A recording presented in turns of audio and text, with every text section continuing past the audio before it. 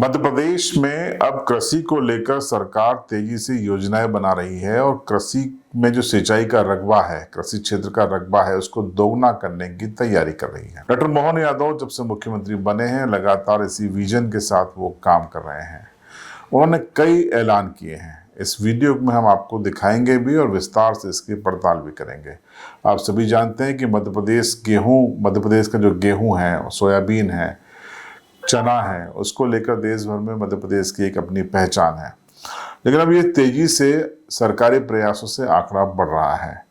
मुख्यमंत्री ने ऐलान किया है कि जहां 45 लाख हेक्टेयर में खेती होती थी, अब ये बढ़कर 55 लाख हेक्टेयर में हो रही है और इसे बढ़ाकर 100 लाख हेक्टेयर करने का सरकार का लक्ष्य है और इसके लिए तमाम योजनाएं बनाई जा रही हैं।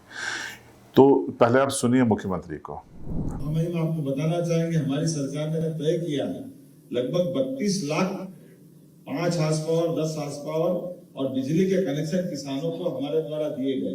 लेकिन अभी वर्तमान में जैसे 5 हार्स पावर का कनेक्शन 60,000 का पड़ता है।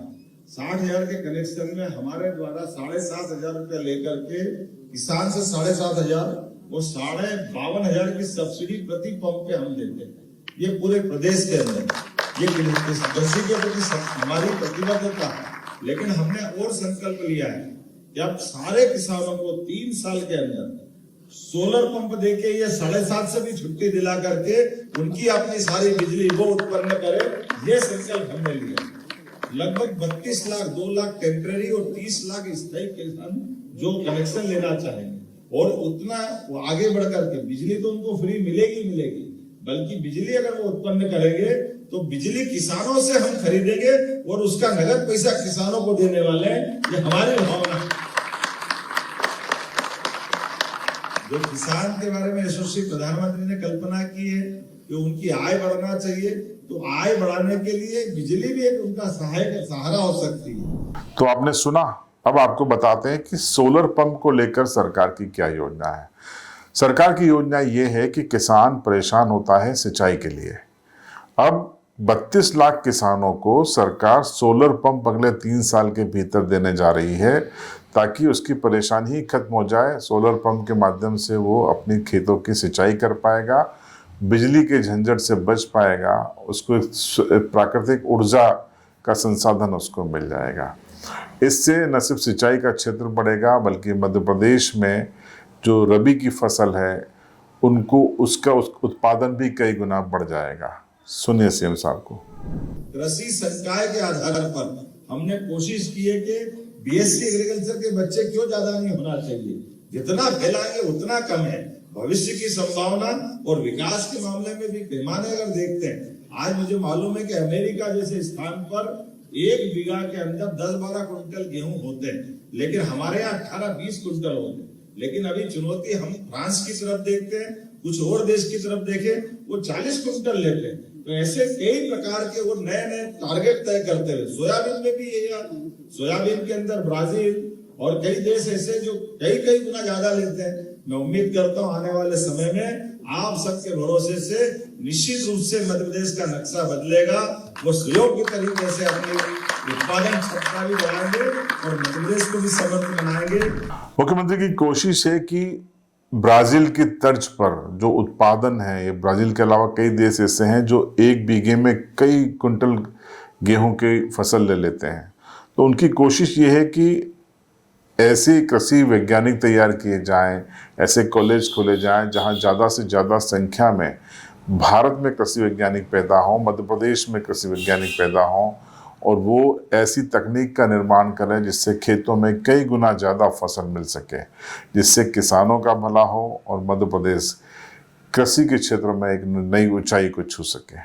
यशस्वी प्रधानमंत्री के नेतृत्व में तो अब तो और अद्भुत समय चल रहा है। हम सब जानते, जब से हमारी सरकार बनी महामहिम, तब से हमने बहुत सारे क्षेत्रों में काम किया। लेकिन मुझे इस बात की प्रसन्नता, सबसे बड़ा क्षेत्र अगर कोई लिया तो कृषि क्षेत्र हमने हाथ में लिया, जिसमें हम काम कर रहे हैं कृषि क्षेत्र।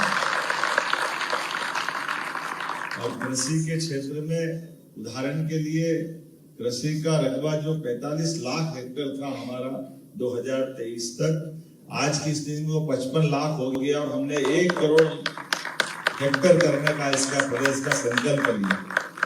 आज की स्थिति में जितना बड़ा स्कोप है, उदाहरण के लिए आज हम अपने रकबे की सिंचाई की बात करें तो नदियों के माध्यम से, नर्मदा वैली के माध्यम से हमारे सारे डैम तो पूरे हुए हैं, लेकिन अभी विश्व के पहले नदी जोड़ो अभियान यशस्वी प्रधानमंत्री की मौजूदगी में, जिनका माननीय सिंधिया जी ने भी उल्लेख किया, केन बेतवा नदी जोड़ो अभियान का भी हमने 20 साल पुराना झगड़ा समाप्त करते हुए उसका भी भूमि पूजन किया है। हमारे लिए सौभाग्य की बात, ये हमारा यहाँ से लगाकर बुंदेलखंड तक का इलाका, और दूसरा ये चंबल का जुड़ा हुआ इलाका जो मालवा तक जाएगा। पार्वती कालीसिंध चंबल योजना राजस्थान से सालों से झगड़ा चल रहा था, थोड़ा पानी कम मिल जाए, थोड़ा ज्यादा मिल जाए, लेकिन खेतों में अगर सिंचाई का पानी मिल जाए, पीने का पानी मिल जाए, उद्योग धंधों को पानी मिल जाए, इससे अच्छी क्या बात होगी।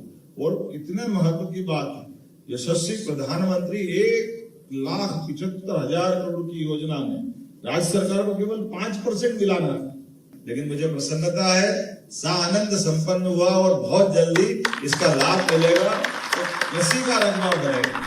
तो सभी जानते हैं मध्य प्रदेश भारत का सेंट्रल प्रोविंस है, केंद्र में है, और मध्य प्रदेश दुग्ध उत्पादन में अभी तीसरे स्थान पर है। उसको पहले स्थान पर ले जाने की तैयारी है, कामधेनु योजना उसके लिए ला दी गई है। और अब सबसे बड़ा जो माइलस्टोन डिसीजन है वो ये माना जा रहा है कि 32 लाख आदिवासी एवं अन्य किसानों को अगर ये सोलर पंप मिल गए तो जो बिजली का इंतज़ार रात भर आपको करना पड़ता है, आप रात भर जागते हैं, उन परेशानी से आपको निजात मिल जाएगी।